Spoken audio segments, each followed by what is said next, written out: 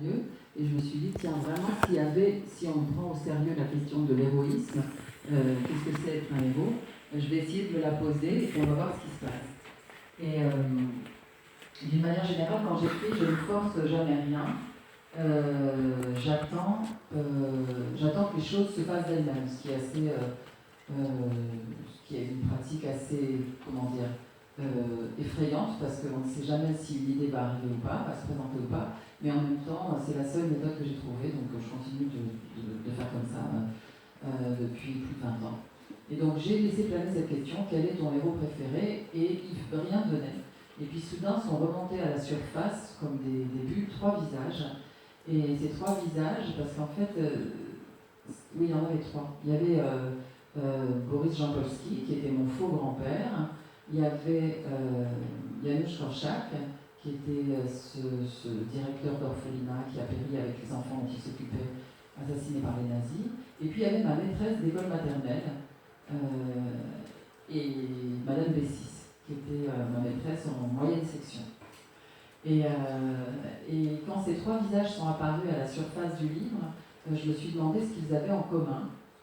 Parce que c'était pas, ils étaient de générations différentes,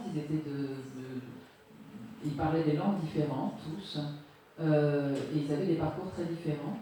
Et en fait, je me suis rendu compte que ce qui faisait le lien entre eux, et ce qui sans doute était ce qui me semblait être une figure de leur héroïsme, c'était qu'ils s'occupaient d'enfants dont ils n'étaient pas les parents. Alors déjà, quand on s'occupe de nos propres enfants, moi j'ai bien souvent l'impression quand je m'occupe des miens que c'est une forme d'héroïsme, parce que c'est assez fatigant. Et puis qu'on est c'est une énorme responsabilité. Vous verrez quand, si vous avez des enfants un jour, vous verrez que c'est pas du tout repos. Mais je me disais, mais quand c'est même pas nos enfants, je trouve ça encore plus fou de s'occuper de passer sa vie à s'occuper d'enfants. Moi j'ai toujours une grande admiration pour les enseignants à cause de ça. Je dis pas juste ça pour lécher les bottes de vos enseignants. Voilà. Les profs, pour moi, c'est quelque chose de... C'est une fonction qui paraît extrêmement importante et noble. Donc ça, c'était les trois personnes qui sont apparues. Et pour répondre plus précisément à votre question, Agnès, c'était par rapport à est-ce qu'en faisant ce livre, en donnant la parole ou en donnant la première place finalement à quelqu'un qui avait l'air beaucoup moins héroïque que l'autre, puisqu'il y avait Janusz Korczak d'un côté qui était un héros dans toute sa splendeur, puisqu'il s'est sacrifié, il est mort pour des enfants dont il s'occupait, puis de l'autre côté il y avait mon grand-père qui n'a jamais rien fait, à part être un mauvais électricien, comme vous l'avez lu dans le livre si vous l'avez lu. Mais qui pour moi avait cet héroïsme ordinaire qui consistait à être présent pour nous, avec toute la tendresse dont il était capable. Donc est-ce que donner la parole ou donner la première place à un être de l'ombre, c'est pas une des fonctions réparatrices de l'écriture? C'est tout à fait juste, et moi j'irai même plus loin quand je me pose la question de savoir pourquoi j'écris, ce qui est une question idiote, mais qu'on ne peut pas s'empêcher de se poser. Évidemment, je n'arrive pas à m'empêcher de me la poser à chaque fois que j'écris, parce que c'est un drôle de geste en fait. Ça a l'air de servir à rien quand même. C'est-à-dire quand vous faites du pain, vous mangez qui fait du pain, c'est très bien qu'il fait du pain parce que les gens vont le manger, et puis qu'ils ont faim, et puis que ça va nourrir, etc. Mais quand on écrit, on se dit pourquoi moi? Est-ce que je sais le faire? Est-ce que les gens ont vraiment besoin de ça? Est-ce qu'ils ont envie d'entendre ça? Etc. Bon, c'est un doute permanent. Mais il me semble, plus j'exerce cette profession, plus je fouille dans ma pratique, plus je me rends compte que quand on est un écrivain et qu'on fait son travail sérieusement, on est ce qui s'appelle un écrivain public. Je ne sais pas si vous savez ce que c'est un écrivain public, donc je vais vous dire, c'est quelqu'un qui, dans des communautés où il y a des gens illettrés, donc des gens analphabètes qui ne savent ni lire ni écrire, l'écrivain public se met sur la place le jour de marché par exemple, et les gens viennent le voir pour qu'ils puissent écrire à leur place les lettres qu'ils sont incapables d'écrire. Alors maintenant ça paraît un peu obsolète parce qu'on est dans l'ère du téléphone, on peut se joindre très facilement, mais il y avait des époques où l'écrivain public était indispensable aux nouvelles qui circulaient entre les familles séparées, entre les parents et les enfants, entre les amoureux qui étaient séparés, et c'est pas parce qu'ils ne savaient pas écrire qu'ils n'étaient pas amoureux, donc il fallait bien quelqu'un pour s'occuper d'écrire je suis la plus belle femme que j'ai jamais vue, etc. Très sérieusement, il faire avec vous. Et donc cette pratique de l'écrivain public, celui qui écrit pour ceux qui ne savent pas écrire, moi j'ai l'impression que c'est ce qu'on pratique quand on est écrivain tout court, c'est-à-dire qu'être écrivain, c'est écrire pour ceux qui n'écrivent pas. Alors soit parce qu'ils n'ont pas les moyens, soit parce qu'ils n'ont pas le temps, soit parce qu'ils n'ont pas l'idée ou l'envie. Mais en fait, on ne découvre rien de spécial quand on écrit. On n'apporte pas. Moi, j'écris pas pour apprendre, pour enseigner quelque chose aux gens. J'ai rien de spécial à enseigner, je ne sais rien. Mais j'essaye de mettre des mots sur des sensations, sur des pensées fugitives. Et moi-même, en tant que lectrice, quand je lis et que je trouve sous la plume d'un auteur un mot qui désigne très très bien une chose que j'ai ressentie mais que je ne savais pas comment nommer, j'éprouve un soulagement.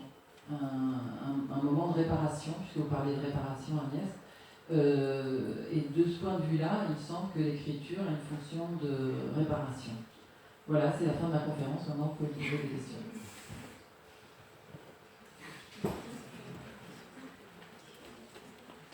Donc, comme la première question est toujours la plus difficile, je vous propose de passer directement à la deuxième.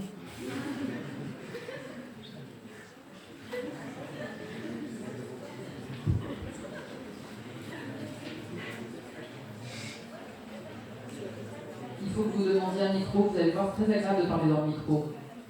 Rien que pour ça, vous devriez poser une question.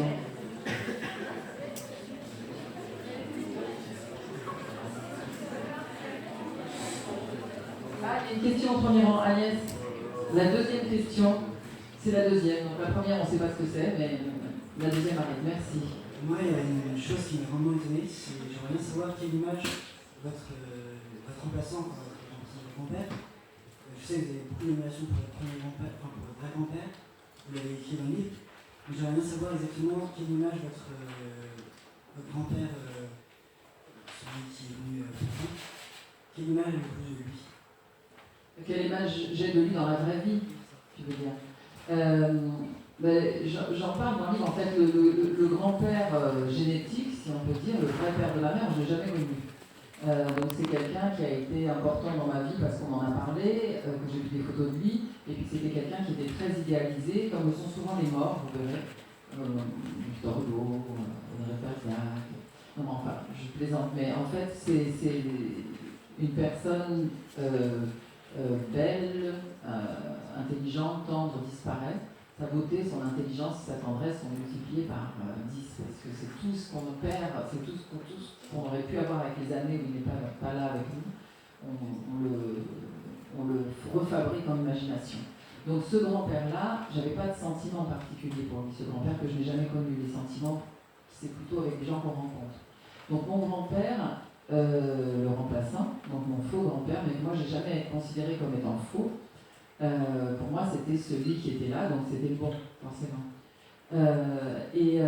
J'avais pas, je voyais surtout ce qui m'a frappé quand j'ai écrit le livre, c'était qu'il y avait d'un côté les sentiments que les autres personnes de ma famille essayaient de me transmettre, et puis il y avait les sentiments que moi j'éprouvais réellement. Et quand on est enfant, et en particulier petit, c'est pas évident de faire le tri entre ce qu'on vous dit de quelqu'un et ce que vous en pensez réellement. Donc quand vous êtes dans une famille où tout le monde considère un des membres de votre famille comme un abruti, par exemple, vous vous dites, bon, vous vous intéressez pas spécialement à cette personne. Et donc quand j'étais enfant, comme mon grand-père n'était pas très bien vu, comme je le dis dans le livre, c'est-à-dire que entre ma grand-mère et ma grande-tante qui se conduisaient pas très bien à table, son humour faisait parler mon père, enfin bon, il y avait des tas de... Voilà, il n'était pas spécialement estimé. Moi, je me disais, bon, il est là, c'est tout. Mais enfin, il m'était très sympathique. Mais je ne pouvais pas mettre de mots dessus, parce que j'avais pas la liberté d'esprit qui me permettait en tant qu'enfant de dire, ah ben non, il me plaît, ce grand-père. Et en fait, d'une certaine manière, il y avait quand même ça. D'une part parce que j'étais un enfant très rebelle, un mélange de petite fille très sage et de quelqu'un de complètement rebelle. Et ce qui faisait que, par exemple, dans ma famille, j'ai vivais beaucoup bien avec tous les énergumènes les plus bizarres. Par exemple, j'avais une tante qui pesait 140 kilos de l'autre côté, du côté de mon père, et qui était complètement, que tout le monde traitait comme un chien. Et qui était une femme en grande difficulté, qui savait à peine écrire, qui savait à peine lire. Et moi, je m'entendais très bien avec elle. J'en avais une autre qui était, elle était atteinte de crétinerie, médicale. Et elle passait son temps à hurler, à faire des photos dans lesquelles toutes les têtes étaient coupées parce qu'elle était trop petite pour arriver à prendre les visages. Et ben moi j'aimais bien cette bonne femme-là, elle me faisait marrer, quoi. C'était ma tante, elle était bizarre. Donc il y avait pas mal de gens bizarres dans ma famille, et à partir du moment où je me suis autorisée à m'intéresser aux personnes qui m'entouraient sans passer par le prisme de mes parents, c'est-à-dire sans me dire « Ah ben mes parents trouvent que c'est bien, donc je trouve ça bien », assez tôt je me suis dit après tout je suis pas obligée de penser comme eux. Donc je me suis dit à m'intéresser de plus près à mon grand-père. Et quand il a commencé à me parler et à me raconter des histoires, il me racontait des histoires de sa vie, là j'ai vraiment trouvé qu'il était passionnant. Parce qu'il avait ce talent dont je parle dans le livre, qui est un talent de conteur. C'est-à-dire qu'il pouvait raconter absolument n'importe quelle histoire, l'histoire la plus médiocre, sans intérêt, etc. C'était toujours passionnant, je ne sais pas comment il disait, c'était un don qu'il avait, qui n'intéressait personne à part moi, mais moi peut-être parce que j'étais déjà un écrivain, parce qu'on est écrivain très tôt dans une vie quand on est écrivain. Il y a peut-être parmi vous des gens qui savent qu'ils sont écrivains déjà. Ils ne le disent à personne, ils ne se le disent même pas peut-être à eux-mêmes, mais enfin ils sont déjà écrivains. Bon ben moi je pense que j'étais déjà écrivain, donc mon grand-père, j'ai tout de suite vu que c'était un personnage et pour ça, il m'a intéressée. Donc l'amour que j'ai pour lui était peut-être lié au fait que j'entendais quelque chose chez lui que je n'entendais nulle part ailleurs. Peut-être que c'était après tout une affection intéressée. Peut-être, je ne sais pas. Oui, il y a j'ai une garçon là-haut. Vous êtes tous jeunes. En référence au remplaçant, est-ce que pour être un bon écrivain, il faut nécessairement être un bon conteur? Ah, c'est une question très difficile. C'est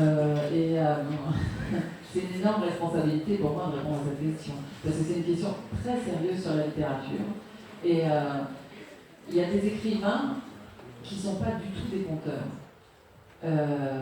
Qui sont, on va les qualifier de stylistes, par exemple. On pourrait faire une opposition entre conteur et styliste. Moi, je crois que c'est une opposition qui est brutale et qui ne rend pas compte de ce que sont vraiment les livres. Je crois que c'est aussi une question de sensibilité qu'on peut avoir en tant que lecteur. Moi, c'est vrai que je suis particulièrement sensible à la forme du conte. Alors, la forme du conte, ce qu'on peut en dire brièvement, c'est que déjà, à l'origine, c'est une forme orale. Donc c'est bizarre, c'est paradoxal de dire un bon écrivain, c'est quelqu'un qui utilise une forme qui à l'origine est une forme orale, vu que l'oral s'oppose à l'écrit normalement. Puisque les contes, avant d'être écrits, ils sont, comme leur nom l'indique, racontés. Ils sont transmis de bouche à oreille. Mais pour autant, c'est peut-être c'est sans doute à cause de la façon dont je suis arrivée à la littérature. Pour moi, c'est une donnée essentielle. Alors, je vais procéder en deux temps. Je vais dire d'abord pourquoi le conte est si important pour moi, et après, la deuxième chose, je ne sais plus ce que c'est, mais je la retrouverai en parlant. Donc, quand j'étais enfant, je ne lisais jamais, enfin très peu, le moins possible, je n'aimais pas ça du tout. Mais il faut dire aussi qu'il y avait peut-être une explication à ça, qui était que mon père était extrêmement bavard, mais pas dans le mauvais sens du terme, parce que c'était très intéressant tout ce qu'il racontait. Et il nous racontait énormément d'histoires. Donc au moment du dîner, on dînait très tard, chez nous, il était médecin, on attendait qu'il finisse sa consultation, on dînait vers 9h du soir, mais on dînait toujours ensemble, toute la famille. Et donc on était très fatigués, mais c'était pas grave, on avait très faim, mais c'était comme ça. Et donc pendant qu'on dînait, mon père nous racontait des histoires, il racontait soit les histoires de son enfance, ses souvenirs, soit les histoires qui se passaient dans son cabinet de médecin, des histoires de maladie, de mort, des histoires terribles. Soit il nous racontait des histoires du folklore judéo-libyen, qui lui venaient de sa mère, et qui étaient des contes. Et donc moi j'ai toujours eu des histoires qui m'ont été racontées avant moi-même de devenir une lectrice. Et j'ai développé un goût pour cette façon d'aborder les histoires, c'est-à-dire en les entendant. L'autre chose qui a été formateur, je pense pour moi aussi, c'est que à cause de ça, une histoire, pour moi, elle commence par s'écouter. Et j'ai été très tôt sensible à la musique dans l'écriture. Et dans le conte, la musique est extrêmement importante. Vous vous souvenez peut-être des contes de votre enfance où, par exemple, il y a cette façon itérative de parler, c'est-à-dire qu'on répète les mêmes choses. Vous allez dire, attends, boucle d'or, pour prendre la boucle d'or et les trois ours, elle vit le fauteuil de papa ours, mais il était trop dur. Le fauteuil de maman ours, mais il était trop mou. Le fauteuil de bébé ours, et il était juste comme il fallait. Elle prit la tasse de papa ours, et on recommence, et on recommence, et on recommence. Et ça peut avoir l'air lassant, mais en fait, ça crée une sorte d'hypnose, c'est-à-dire que et les enfants adorent cette répétition parce qu'ils peuvent prévoir un peu ce qui va se passer. Donc ils ont un temps d'avance sur la narration. Et quand on est enfant, on adore avoir un temps d'avance parce qu'on ne l'a jamais le reste du temps. Donc on a l'impression d'avoir une emprise pour une fois sur quelque chose, alors qu'on est toujours plus ou moins obligé de faire tout ce qu'on vous dit et puis d'être un peu à la traîne. Donc le conte, il a cette vertu-là, d'échange entre celui qui raconte et celui qui écoute, mais ça crée aussi une musicalité. Cette façon de revenir, d'avoir des séquences, de revenir sur une phrase, qu'elle soit suffisamment courte et modulable pour qu'on puisse la reprendre en la modifiant légèrement. Donc ça a formé mon goût littéraire. Alors forcément, en tant qu'écrivain, moi j'écris beaucoup à l'oreille. C'est-à-dire que quand j'écris, j'entends ce que j'écris, et si ça ne sonne pas bien, je ne l'écris pas, je l'oreille, je recommence. Et il y a certains auteurs, par exemple, qui sont des auteurs qui ont beaucoup de succès, qui sont très connus, et que moi je ne peux pas lire parce que ça me fait mal aux oreilles. Parce qu'il n'y a aucune oralité chez eux. C'est-à-dire qu'ils ne pas du tout, ils ne prennent pas attention, selon moi, à la musique de la langue. Donc ceci dit, pour moi, une fois qu'on a fait ces distinctions, il me semble que chez les écrivains que j'admire, je ne saurais pas, je ne pourrais pas dire qu'il y en a un qui n'est pas un conteur, même ceux qui ont l'air d'être le moins conteurs. Par exemple, Virginia Woolf, qui était un écrivain moderniste que j'ai traduit, que j'ai étudié, et donc qui prêtait énormément attention à la poésie et à la fabrication d'une langue différente. Et on pourrait dire qu'il y a certains livres où on se dit mais qu'est-ce que ça raconte pas d'histoire, etc. En fait, c'est une vraie conteuse, mais avec une manière spéciale, une manière détournée. Et de la même manière, on pourrait dire Isaac Bashevis Singer, qui est un des plus grands, un de mes écrivains préférés aussi, où lui, c'est du conte, mais vraiment avec des choses magiques, avec des événements, vraiment comme dans les contes de fées. Il y a certaines personnes qui considèrent qu'il fait que des contes et qu'il n'a pas de style. Et en fait, pour conter, il faut avoir du style aussi. Donc cette différence qui est faite entre l'écrivain qui serait le styliste et l'écrivain qui serait le conteur, pour moi, il faut qu'elle puisse être dépassée. Et c'est au moment où elle est dépassée et ces choses-là sont réunies que, pour moi, la littérature arrive. Mais c'est une réponse très personnelle. Un autre écrivain vous dirait peut-être exactement le contraire.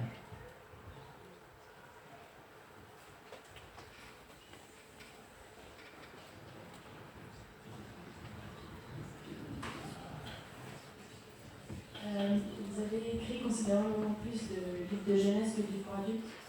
Est-ce que c'est parce que vous y prenez plus de plaisir? Alors, oui, c'est vrai que j'ai écrit plus de 30 livres pour enfants et à peu près 11 ou 12 livres pour adultes. En fait, c'est pas une question de plaisir, c'est une question de durée. Enfin, la durée de plaisir sans lier, mais c'est-à-dire qu'en gros, parmi les livres pour enfants, il y en a 33 pages.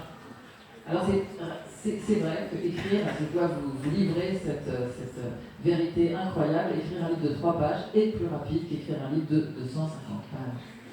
Et c'est pour ça qu'il y en a plus, c'est bébête, mais ça compte quand même. Alors même s'il y a certains de mes livres pour enfants qui sont en fait des romans qui durent 200 pages, comme Je t'aime pas Paulus, ou des choses comme ça, qui sont des romans assez longs. Et ceux-là, j'ai mis assez longtemps à les écrire. Longtemps, pour moi, ça a été... J'écris toujours pour les enfants, j'ai pas arrêté. Et pendant longtemps, ces deux activités, écrire pour les enfants et écrire pour les adultes, étaient assez séparées. Et ce que je pouvais, quand je m'interrogeais sur ce que j'en pensais, mais c'est vrai aussi qu'on me posait souvent la question, quelle était la différence entre écrire pour les enfants et écrire pour les adultes. Et quand je dis enfants, c'est très large chez moi, hein, c'est tout ce qui n'est pas pour adultes, mais ça peut être pour ados. Bon. Et en fait, en général, je disais que quand j'avais un sujet vraiment important, vraiment grave et vraiment philosophique, je faisais un livre pour enfants. Et le reste du temps, je faisais des livres pour adultes. Ce qui avait tendance à surprendre parce que on se dit, ah ben non, s'il y a un sujet vraiment grave, vraiment important, vraiment philosophique, ça c'est pour adultes. Mais en fait, moi, c'était exactement l'inverse, pour une raison qui est assez, que je peux expliquer, qui est que, c'est une chose que j'ai remarquée, avec laquelle on peut ou pas être d'accord, peut-être même vous avez un avis complètement différent, mais je vais vous dire le mien, c'est que quand on est enfant ou jeune, on pose beaucoup de questions et on se pose beaucoup de questions. Et donc on est sans arrêt en contact avec des choses graves, voire gravissimes. Les enfants de 7 ans pensent par exemple beaucoup à la mort, même parfois à 5 ans. Et puis, je donne la mort parce que bon, c'est le truc le plus grave, hein, mais c'est pas la seule question. Les questions philosophiques en général, c'est des questions que les enfants qui les posent. Et je ne sais pas si parmi vous il y a des gens qui ont des petits frères ou des petites sœurs, mais s'ils en ont, ils sont sans doute épuisés par le. Et pourquoi le soleil il se couche? Et pourquoi le machin nana? Et pourquoi maman? Et pourquoi? Et ils n'attendent même pas qu'on ait répondu, ils sont déjà sur notre question. Et d'une certaine manière, la réponse ne les intéresse pas tant que ça. Ce qui les intéresse, c'est de poser une question. Et pour moi, c'est un état d'être philosophique. C'est-à-dire que l'enfant est un philosophe naturel. La plupart des adultes cherchent des réponses, n'ont pas grand plaisir à poser des questions, parce que si vous posez une question, ça veut dire que vous ne savez pas, donc vous avez l'air d'un abruti. Vous avouez votre faiblesse, et puis aussi, on a envie d'être rassuré quand on est adulte, et on a envie d'être déterminé. Donc par exemple, des livres sur comment perdre 10 kilos en un mois, qui est une réponse, à la question comment perdre 10 kilos en un mois, vous allez trouver la réponse dans ce livre, se vendent très bien. Parce que c'est une question que beaucoup de gens se posent. Vous voyez, c'est une question grave d'adulte. Donc je caricature un peu, mais pas tant que ça. Donc pendant longtemps, mes livres pour enfants étaient le lieu de ma réflexion philosophique. Et mes livres pour adultes, c'était... parfois, je commençais à écrire un livre et je voyais que sa texture était différente et je me disais « Oh zut, c'est un livre pour adultes, bon, tant pis ». Je ne saurais pas définir exactement de quelle nature était cette texture, mais je sentais... C'était surtout dans une question de rapport entre l'horizontal et le vertical. Quand on écrit pour enfants ou pour jeunes, c'est comme si l'histoire se déroulait de manière horizontale, elle se suit comme ça, etc. Et de temps en temps, quand on écrit un livre pour adultes, vous avez la narration, vous racontez l'histoire, et de temps en temps, il y a une chute verticale dans de la réflexion, dans l'intériorité d'un personnage. Et en général, quand on est enfant, c'est le passage qu'on saute parce que c'est très ennuyeux. Et en fait, peu à peu, on apprend à lire, et puis on se rend compte que c'est des passages dans lesquels il se passe beaucoup de choses, et qu'il y a beaucoup d'actions en fait, dans ces passages qui ont l'air morts dans le livre. Donc les livres pour adultes, c'est des livres où il y a l'horizontal et pas mal de chutes verticales, et dans les livres pour enfants, on est un peu toujours au même niveau de narration. Après, j'ai commencé à en avoir marre vers 40 ans, je crois, de séparer trop mes livres pour enfants et mes livres pour adultes. Et j'ai eu envie d'importer mes livres pour enfants à l'intérieur de mes livres pour adultes. Et ça s'est fait la manière la plus spectaculaire, c'était dans un livre qui s'appelle Une partie de chasse, qui était un roman très bizarre, parce que en fait, je sentais que j'allais écrire un livre, mais je ne savais pas du tout de quoi ça allait parler. Et puis, assez vite, je me suis rendu compte que ça allait parler de chasseurs. Moi, j'ai jamais chassé de ma vie, je ne sais pas ce que c'est que le monde de la chasse, je ne sais même pas le nom des chiens qui se mettent comme ça là, pour aller chercher des lapins ou quoi. Je ne connais rien à cet univers-là, mais mon cerveau était envahi d'images de chasseurs, de fusils, de bécasses, de perdrix, de lièvres, etc. Et je me suis dit, ah bah zut, je vais écrire un livre sur les chasseurs, sur la chasse, parce qu'une fois que j'ai eu une idée, je n'arrive pas à m'en débarrasser. C'est ça un livre, c'est une idée fixe. Donc quand j'ai commencé à écrire ce livre sur les chasseurs, je me disais, je ne vois vraiment pas ce que je peux pas me mettre dans la peau d'un chasseur, c'est très difficile pour moi vu que je n'ai jamais pratiqué ça, et qu'en plus c'est pas exactement l'idée que je me fais de la douceur ou de la vie, enfin je trouve pas spécialement les chasseurs. Mais bon, en tout cas je ne voyais pas comment faire pour fabriquer mes personnages. Et à un moment je me suis dit, en fait le plus simple ça va peut-être être de se placer du point de vue de la proie. Et je me suis dit, j'arrive pas à m'identifier au chasseur, mais le lapin, je m'identifie complètement au lapin. Être une proie, je sais exactement ce que c'est, je vois très bien. Quand j'étais petite fille, je me faisais embêter par les garçons, j'étais une proie, je vois très bien comment ça se passe, je me souviens très bien à quel point c'était désagréable. Donc je me suis dit, je vais prendre le premier personnage qui va ouvrir le lit, ça va être un lapin. Et donc comme moi j'ai beaucoup l'habitude de faire parler des animaux, puisque c'est beaucoup ça qu'on fait quand on écrit des livres pour enfants, je me suis dit, le lapin va parler. Donc c'est le lapin qui raconte l'histoire. Et une fois que le lapin avait commencé à raconter l'histoire, c'était extrêmement facile pour moi, étrangement, comme s'il avait ouvert une porte, de me mettre dans la peau de n'importe quel des personnages qui était pourtant un chasseur, tout en ne connaissant rien à la chasse. Et d'ailleurs, j'ai eu une expérience un peu étrange de ce point de vue-là, parce qu'un jour, j'ai rencontré, d'une part, j'ai eu la meilleure critique de ce livre a été publiée dans un magazine de chasseurs. Donc ils trouvaient que je ne m'étais pas trompée, quoi. C'était leur monde. Ils reconnaissaient quelque chose et ça a résonné très fort pour eux. Et une fois, j'ai participé à une émission de radio où la femme qui était l'animatrice de l'émission m'accueille très très chaleureusement, elle me serre la main et me dit « Ah, ça fait du bien de rencontrer une chasseuse, une vraie !» Alors je n'ai rien osé dire, je ne voulais pas la détromper. Et donc j'ai fait mon sourire idiot, que je méprise parfaitement. Et j'ai fait un sourire idiot et un légèrement interrogateur, que je trouve aussi assez bien. Et donc elle s'est dit qu'elle allait poursuivre la phrase, et donc elle me dit par exemple, dans la deuxième ou la troisième scène, je ne sais plus, au moment où il y a le chasseur qui tire une perdrix qui est au sol et que les autres se jettent sur lui, mais personne ne sait à quel point c'est grave de faire ça, c'est contre tous les codes de la chasse, et effectivement, je ne sais pas comment ça m'était venu à l'esprit, mais un des personnages tirait une proie au sol, c'est une proie volante, mais elle n'était pas en train de voler, et ça, il paraît que ça ne se fait pas du tout. Moi, j'avais aucune idée, je ne sais pas pourquoi j'ai inventé ça, mais ça m'a fait passer pour une chasseuse. Donc bon, comme quoi, la voix d'un lapin peut vous mener tout loin. Moi, ma question, elle est un peu plus... Ah, je suis là. Merci. Elle est un peu plus classique. Quel est votre livre préféré? Alors, de toute la littérature mondiale? Si vous ne pouvez pas en choisir que un, vous pouvez en dire plusieurs. Hein. Parce que c'est très très très difficile. En fait, il change sans arrêt. Et c'est presque une question qui me fait peur. Parce que ça me donne une espèce de responsabilité, comme si j'allais... le ciel s'ouvrit et elle déclara « Le meilleur livre qui ait jamais été écrit est... » Et les jeunes gens le lirent et trouvèrent qu'il était nul. Donc je pense que j'ai eu plusieurs livres préférés, on peut dire ça comme ça, et que maintenant j'en ai tellement que je pourrais plus en dégager un.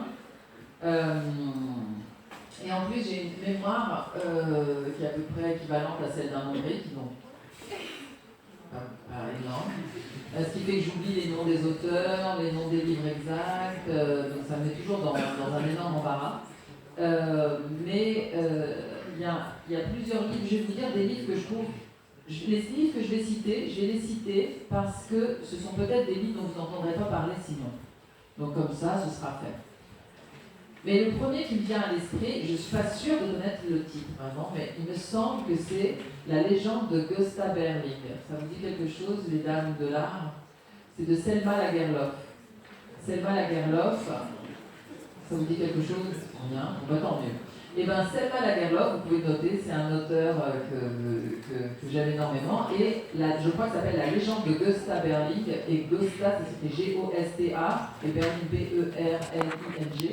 Et c'est un livre complètement fou, d'aventure, d'un type qui est à la fois un bandit, un type génial, incroyablement séduisant, mais qui fout le bordel partout où il passe. Mais en même temps, on ne peut pas lui en vouloir. Et ce livre-là est très très... Et ça, c'est un livre qui a vraiment la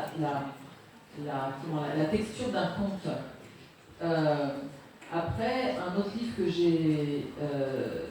j'ai énormément aimé, et dont vous n'entendrez peut-être pas parler si moi je ne vous en parle pas, c'est La sagesse dans le sang de Flannery O'Connor. Et Flannery O'Connor s'écrit F-L-A-2-N-E-R-Y, plus loin O, apostrophe Connor, C-O-2-N-O-R.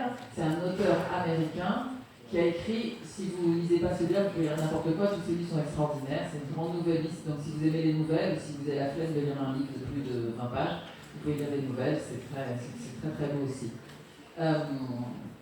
Et voilà, et maintenant je vais quand même citer un auteur français contemporain, parce que là j'ai cité un auteur, elle est danoise je crois, ou suédoise, ça m'a fait je sais pas, elle est nordique quoi, et l'autre elle est américaine. Donc je vais citer un auteur français contemporain.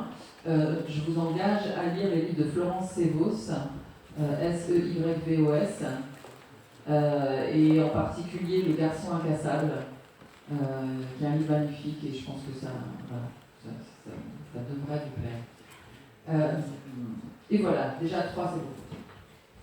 En ce moment, on étudie la poésie, vous avez parlé plusieurs fois de la poésie, et je veux savoir, pour vous, qu'est-ce que c'est la poésie? À partir de où un texte poétique et la poésie apparaît. Je vais laisser les personnes qui partent partir pour qu'elles... voilà. Au revoir, merci d'avoir été là. Rentrez bien.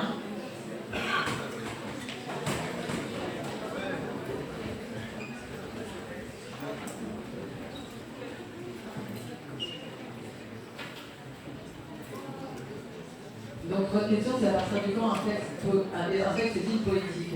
Et qu'est-ce que ça signifie après? Qu'est-ce que c'est du coup la poésie? Je pense que la manière la plus évidente pour moi d'en parler, ça va être de vous donner un exemple. Parce que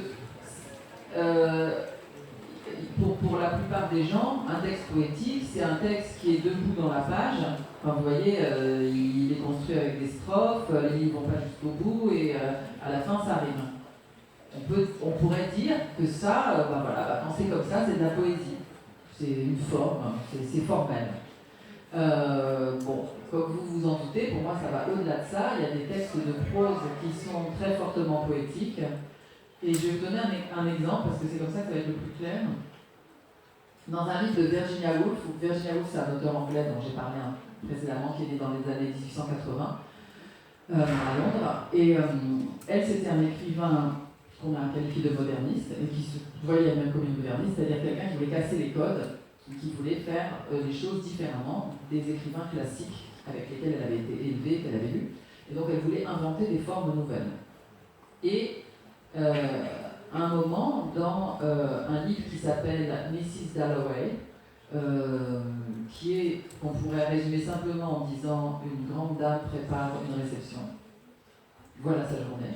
C'est comme un sujet de rédaction quand on est en 5e. Donc c'est un sujet assez ténu.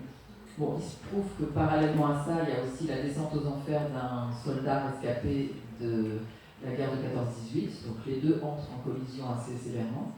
Et dans ce livre-là, à un moment, le personnage éponyme, donc Mrs. Dalloway, le personnage principal, voit arriver vers elle une femme, dont je ne me souviens plus le nom, et cette femme, il lui crée une sorte d'émotion amoureuse. Elle est impressionnée par sa beauté, il y a quelque chose, un sentiment qu'elle ne s'autorise pas à avoir, parce que ça ne se fait pas tellement, de penser des choses amoureuses d'une femme, pour cette dame-là en tout cas. Et donc, pour décrire ce que ressent son personnage, Virginia Woolf utilise la formule, elle dit c'était comme si on avait craqué une allumette dans un crocus. Un crocus, c'est une fleur, vous en avez peut-être vu, mais peut-être que vous n'en avez pas vu, quand je vous l'ai décrit, c'est une fleur qui pousse en hiver, ce qui est assez rare, qui est toute petite, toute courte comme ça, et qui a une forme de calice, comme un verre à main, et qui est soit d'un violet très vif, soit d'un orange très vif, et c'est avec les pistils de cette fleur qu'on fabrique le safran. C'est une fleur qui ne dure pas très longtemps et qui est très fragile. Et une allumette, vous savez ce que c'est, donc je ne vous décris pas. Mais, qu'est-ce qu'elle fait quand elle craque l'allumette dans le crocus? Elle fait se rencontrer deux mots, allumette et crocus, et deux objets dans notre tête, dans notre imagination. Quand elle dit allumette, vous voyez une allumette. Quand elle dit crocus, vous voyez un crocus. Quand vous ne le voyez pas, mais maintenant je vous explique ce que c'est, vous pouvez le voir. Et donc ces deux mots et ces deux objets ne se sont jamais rencontrés sur une page de livre. C'est la première fois qu'ils se voient, la première fois qu'ils se rencontrent. Et ils ne sont pas censés se rencontrer parce qu'ils n'appartiennent pas du tout au même monde. Il y en a un qui est un objet manufacturé, l'autre qui est naturel, il y en a un qui craque le chaud, il y en a un qui est humide, puisque c'est une fleur, et ils n'ont aucune raison, on n'imagine pas non plus qui que ce soit faire ce geste de craquer une allumette à l'intérieur de la corolle d'une fleur, ça n'a aucun sens. Donc le sens que ça a, c'est de se faire rencontrer ces deux mots qui ne se sont jamais vus avant sur la page pour évoquer le sentiment qui est aussi inédit pour le personnage. C'est-à-dire qu'elle essaye de coller à une réalité, qui est la réalité de comment je peux sentir une chose pareille. Donc l'effroi fasciné du personnage pour son propre sentiment, comment le décrire? Elle fait assister le lecteur à une rencontre inédite, inouïe, entre deux mots qui ne devraient jamais se rencontrer. Ça, par exemple, le fait de fabriquer des rencontres entre des mots qui ne se sont jamais vus, pour moi, c'est l'essence de la poésie. C'est pour ça que, par exemple, j'ai beaucoup de mal avec les écrivains qui écrivent par bloc. Par bloc, c'est-à-dire qu'ils écrivent avec des petits bouts de phrases qui ont déjà été vus 1000 fois. C'est en général les livres qui ont le plus de succès.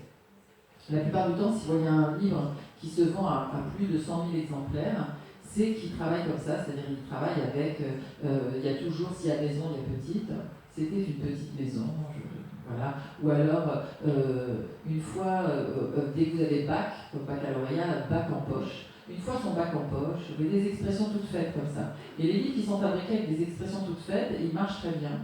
Parce que c'est un peu comme je disais tout à l'heure avec les contes, mais pour adultes. C'est-à-dire que le lecteur a l'impression de connaître déjà. Donc il est rassuré, il n'est pas mis en danger, il est tranquille, il sait ce qui va se passer, il comprend bien cette langue, c'est pas crâneur, ça ne ramène pas. Voilà. Donc bon, bah tant mieux, mais moi c'est pas mon truc. Et surtout, c'est pas de la poésie. Et l'image que j'utilise pour parler de ça souvent, c'est l'image des Lego. Alors j'imagine bien que vous jouez plus au Lego, mais enfin faites un effort et souvenez-vous de l'époque où vous jouiez au Lego ou au Duplo ou au Clipo.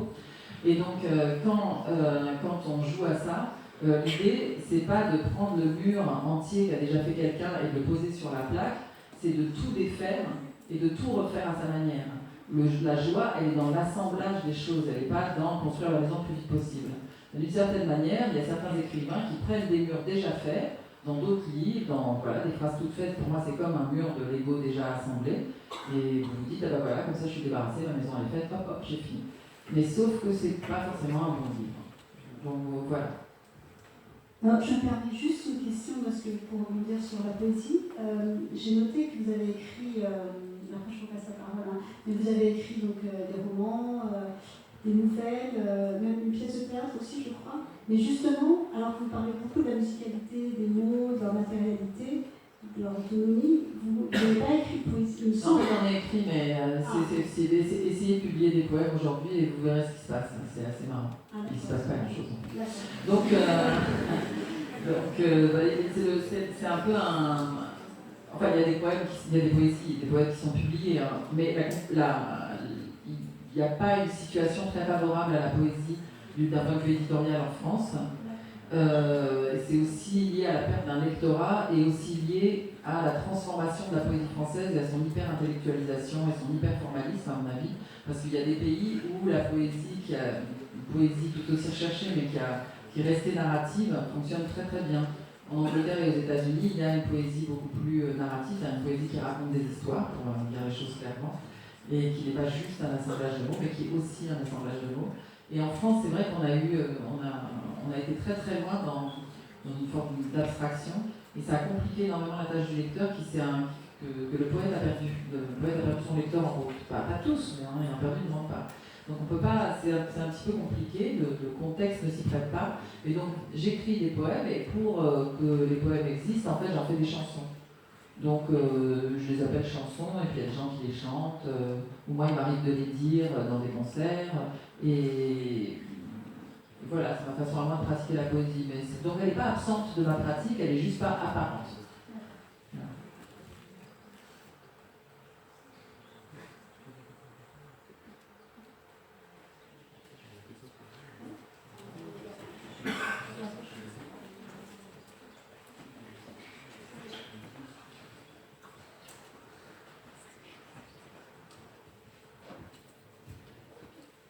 Moi, c'est juste à propos de votre façon d'apprendre. Vous dites que vous n'arrivez pas à apprendre.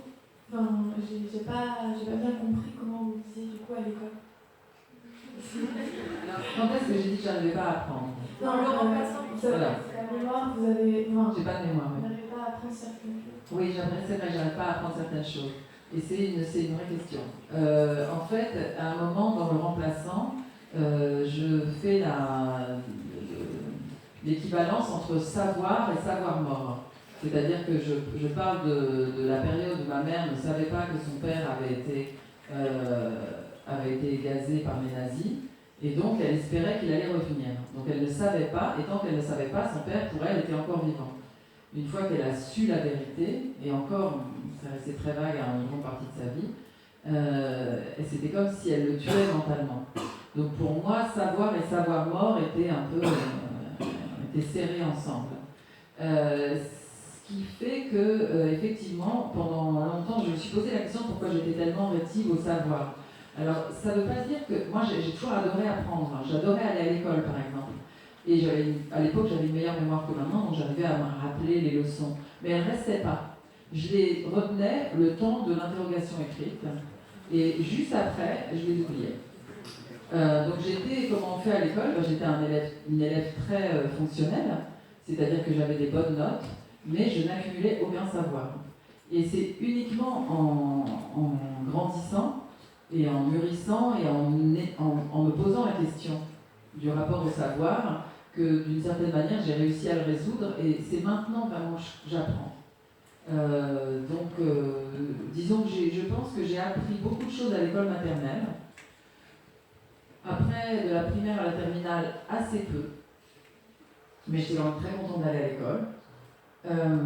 Et ensuite, en classe prépa, j'ai commencé à pouvoir dépasser cette horreur du savoir. Parce que je me suis rendu compte que le savoir, c'était pas que le savoir mort, c'était aussi quelque chose de très vivant et au contraire même, qui allait complètement dans le sens de la vie. Et donc je continue beaucoup à apprendre, et je trouve ça très important parce qu'il y a pas mal de personnes qui se disent une fois qu'on a fini d'aller à l'école, c'est bon, on a appris ce qu'on pouvait, ce qu'on voulait, et ça s'arrête là. Et je crois que c'est une très mauvaise idée parce qu'on peut continuer d'apprendre même quand on est âgé, et on peut apprendre des choses très très diverses. Par exemple, en ce moment, j'apprends à nager le crawl, c'est super. Et c'est pas parce que je suis vieille que je ne peux pas apprendre une nouvelle nage. Voilà. Et donc on se dit, c'est un apprentissage physique, c'est un peu bizarre, mais en fait j'apprends d'autres choses. Par exemple, en ce moment, j'essaie de rattraper mon retard en histoire. Vous imaginez quelqu'un qui oublie tout dès que l'interro est fini, en histoire, c'est un massacre, je ne sais rien. Mais maintenant, j'étudie. Donc je lis des livres d'histoire par exemple, pour rien, il n'y a pas d'interro, c'est juste pour apprendre. Donc je vais un peu dans tous les sens, parce que de toute façon c'est tellement vaste que j'y arriverai jamais.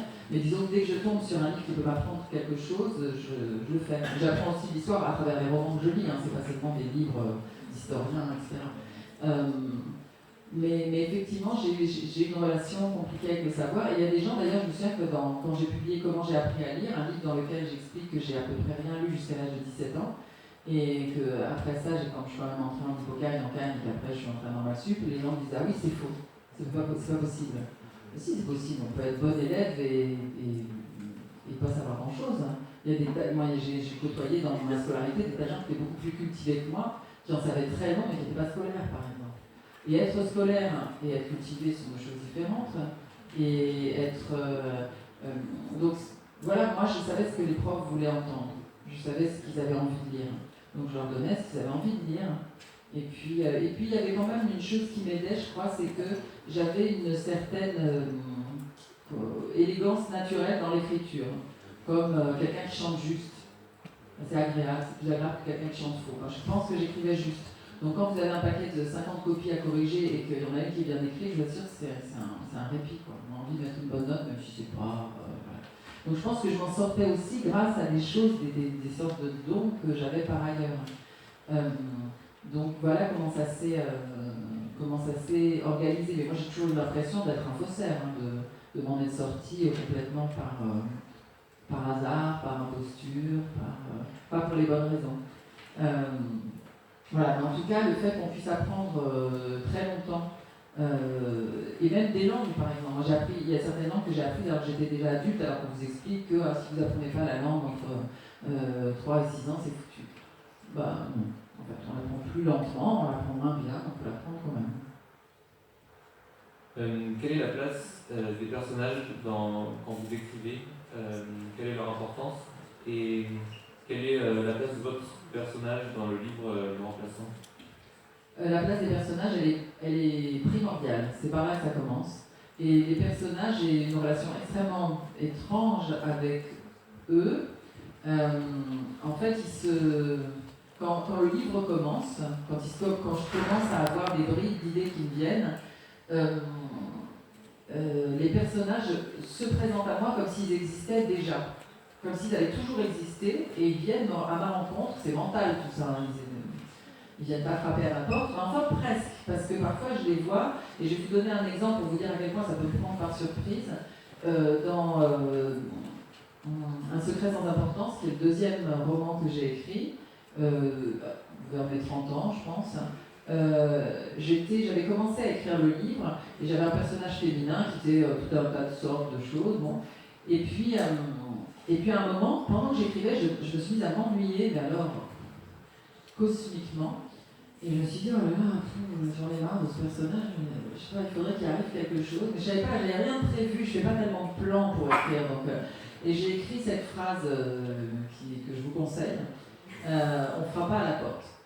Parce que après, vous êtes obligé de faire bouger votre petit personnage Solette de Chachès, elle est obligée d'aller ouvrir la porte, et vous, il faut que vous mettiez quelqu'un derrière cette porte. Et donc j'ai écrit la phrase on ne fera pas à la porte. La phrase après, elle ouvrit la porte, un truc un peu mieux que ça, un peu plus poétique.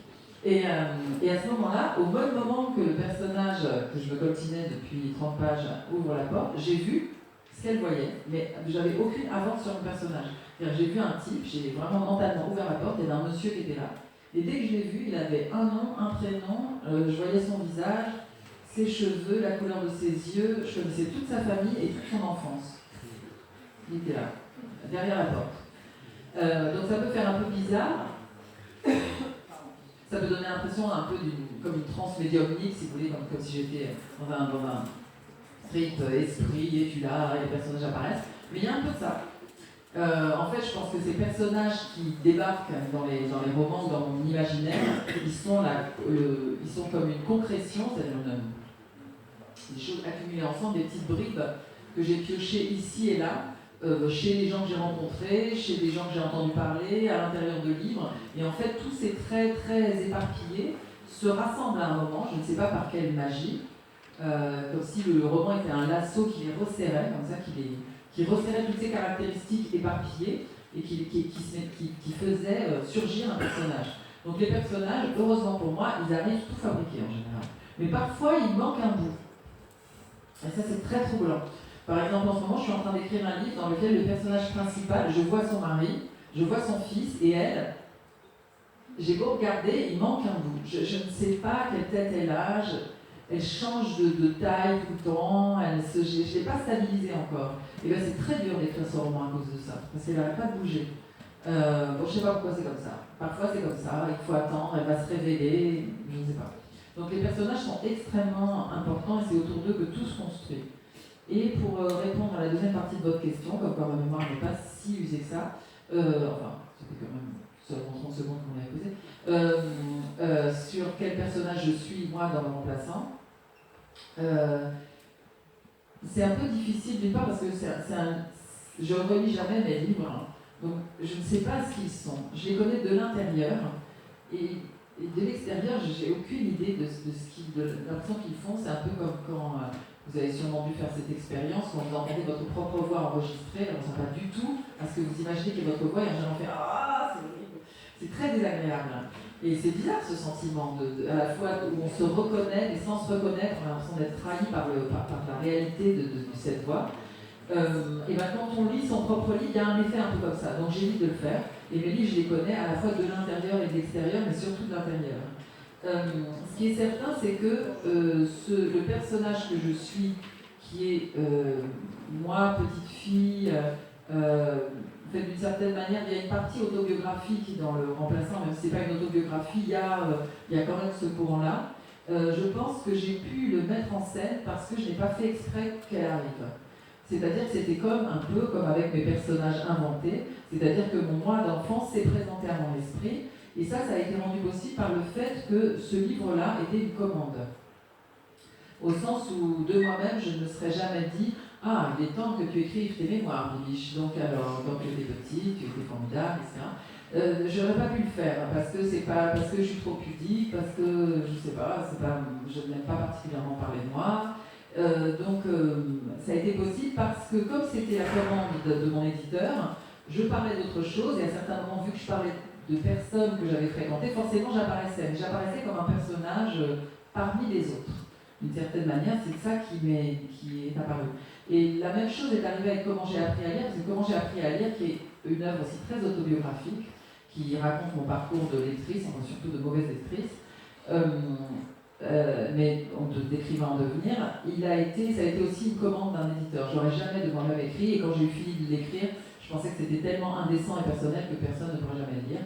Donc, mais pareil, de la même manière, là, le personnage qui est moi, enfin un avatar de moi, je ne l'ai pas convoqué, il a surgi tout seul, Parce qu'on m'avait demandé d'écrire ce livre. Une dernière question, parce qu'il va falloir qu'on libère l'amphithéâtre.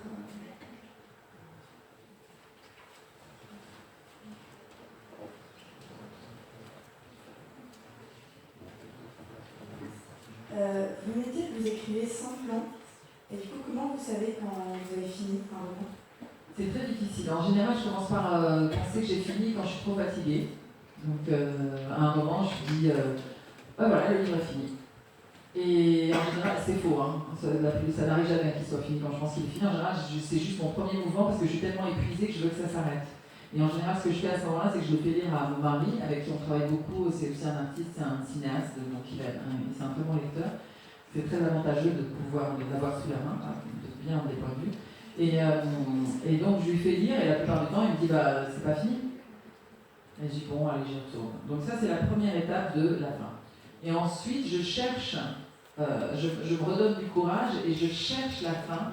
Et c'est une question assez difficile parce que c'est quelque chose qui ressemble à l'harmonie. Est-ce qu'on est arrivé, est-ce que le geste s'est développé jusqu'à son terme? Donc moi j'ai l'impression que quand on écrit un livre, on lance un objet et on regarde une courbe qu'il décrit, à un moment il a atteint son point de chute.